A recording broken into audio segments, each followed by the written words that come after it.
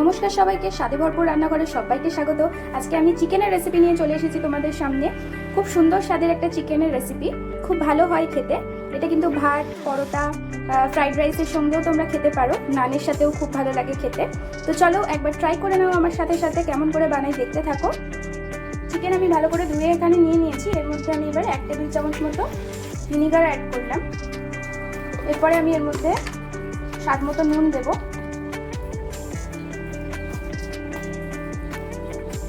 আর দেবো আমি আদা রসুনের পেস্ট, খুবই সামান্য দেবো ম্যারিনেশনের জন্য। আর দেবো এখানে একটু কাশ্মীরি রেড চিলি পাউডার।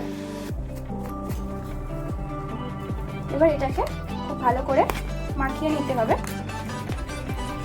নিয়ে এটাকে আমি আধা ঘন্টার মতো রেস্টে রেখে দেবো।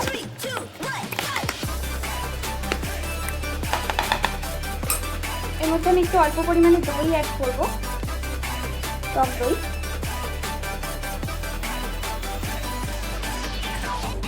সুন্দর করে দইটা দেওয়ার পরে মাখা হয়ে গেছে, দেখতে পাচ্ছ। এটাকে এবার আমি রেস্টে রেখে দেবো আধা ঘন্টার জন্য, তারপরে আবার রান্না ফিরে আসবো। মশলার পেস্ট আমি বানিয়ে নেবো। তার জন্য লাগবে আমার 1 চা চামচ মতো হলুদ গুঁড়ো, আর 1 চা চামচ মতো ধনে গুঁড়ো, জিরে গুঁড়ো 1 চা চামচ দিলাম। আর ঝালটা তোমরা তোমাদের পছন্দ মতো দেবে। 1 চা চামচ মতো লঙ্কা গুঁড়ো আমি এখানে দিয়ে দিলাম। দিয়ে এটাকে একটা জল দিয়ে একটা পেস্ট বানিয়ে রেখে দেবো।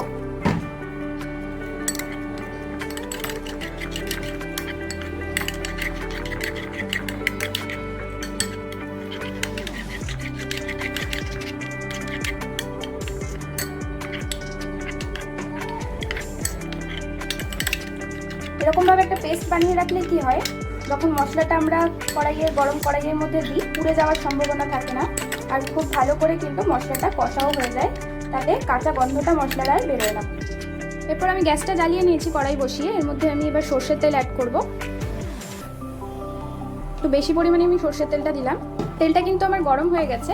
এর মধ্যে আমি এবার পেঁয়াজগুলোকে দিয়ে দেবো। লো ফ্লেমে পেঁয়াজগুলোকে ভাজতে হবে, নাহলে কিন্তু পেঁয়াজগুলো পুড়ে গেলে তখন আর টেস্ট ভালো লাগবে না। তো লো ফ্লেমে পেঁয়াজগুলোকে একদম ব্রাউন করে ভেজে নিতে হবে। পেঁয়াজটা কিন্তু আমার লাল লাল করে ভাজা হয়ে গেছে। এর থেকে বেশি ভাজলে কিন্তু পেঁয়াজের মধ্যে একটা তেতো ভাব চলে আসবে, তখন আর ভালো লাগবে না। তো এই অবস্থায় আমি পেঁয়াজগুলোকে নামিয়ে একটা স্মুথ পেস্ট করে নেব। এই তেলের মধ্যেই আমি 4-5টার মতো কাজু বাদাম একটু ভেজে নেব।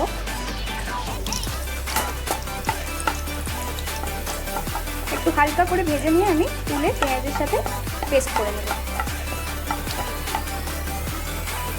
হালকা করে ভাজা হয়ে গেছে, এরপরে আমি তুলে নেব এটা। ওই একই তেলে আমি এবার চিকেনগুলোকে ভেজে নেব একটা একটা করে। সবগুলো চিকেন আমি দিয়ে দিয়েছি, দিয়ে এবার আমি ভেজে নেব ভালো করে।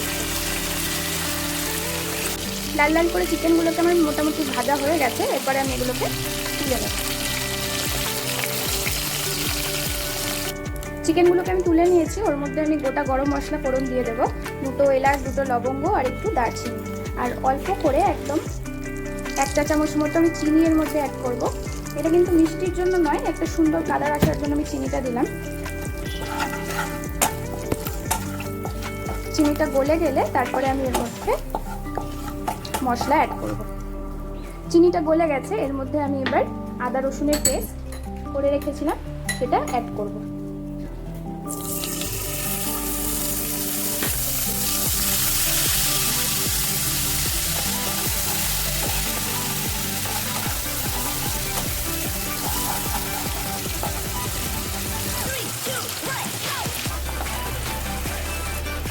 আদা রসুনের কাঁচা গন্ধটা চলে যাওয়ার পরে আমি এর মধ্যে যে হলুদ, লঙ্কা গুঁড়ো, ধনে গুঁড়ো, জিরে গুঁড়ো যে মশলাটা পেস্ট করে বানিয়ে রেখেছিলাম জল দিয়ে, সেটা এবার এর মধ্যে ঢেলে দেবো। এটাকে দিয়েও খুব ভালো করে কষিয়ে নিতে হবে।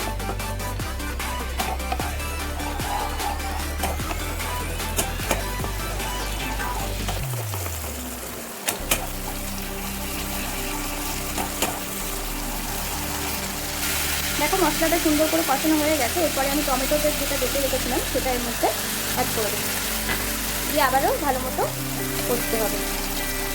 এই সময় আমি এর মধ্যে অল্প করে নুন অ্যাড করছি। বুঝে নুনটা দিতে হবে, কারণ আমরা অলরেডি কিন্তু চিকেনটা ম্যারিনেশনের সময় নুন দিয়েছিলাম, তাই এর মধ্যে স্বাদ মতো নুনটা আমি দিয়ে দিচ্ছি।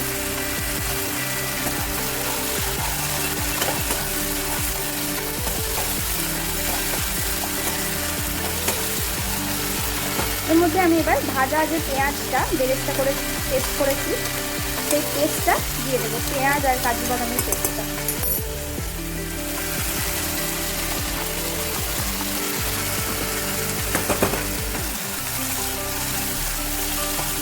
বেরেস্তা পেস্ট করে কিন্তু চিকেনে দিলে খুব সুন্দর একটা স্বাদ আছে, তোমরা ট্রাই করে দেখতে পারো। অনেকেই জানো, যারা জানো না তাদের জন্য বলে দিলাম আমি। পেঁয়াজটাকে বেরেস্তা করে ভেজে আর তারপরে পেস্ট করে চিকেনের মশলার মধ্যে দিলে গ্রেভির টেস্টটা খুব সুন্দর আসে। এর মধ্যে আমি এবার একটু মিক্সার জারটা ধুয়ে একটু জলটা দিয়ে দেবো। দেখো খুব সুন্দর করে মশলাটা কিন্তু কষা হয়ে গেছে, সাইড থেকে তেলটাও ছেড়ে দিয়েছে। এর মধ্যে আমি এবার একটু জল দিয়ে দিচ্ছি।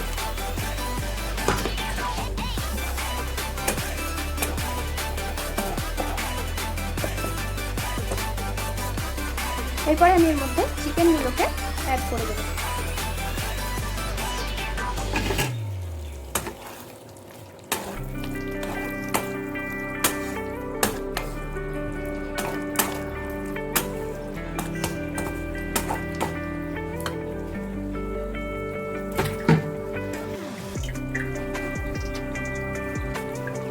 একটু অল্প জল দিয়ে দিচ্ছি,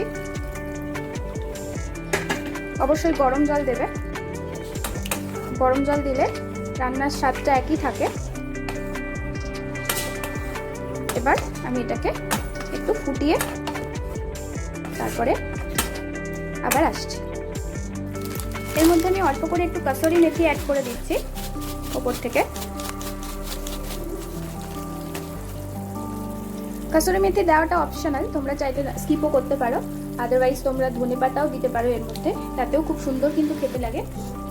আর আমি আরেকটু টেস্টটা বাড়ানোর জন্য এর মধ্যে একটু ফ্রেশ ক্রিম অ্যাড করছি।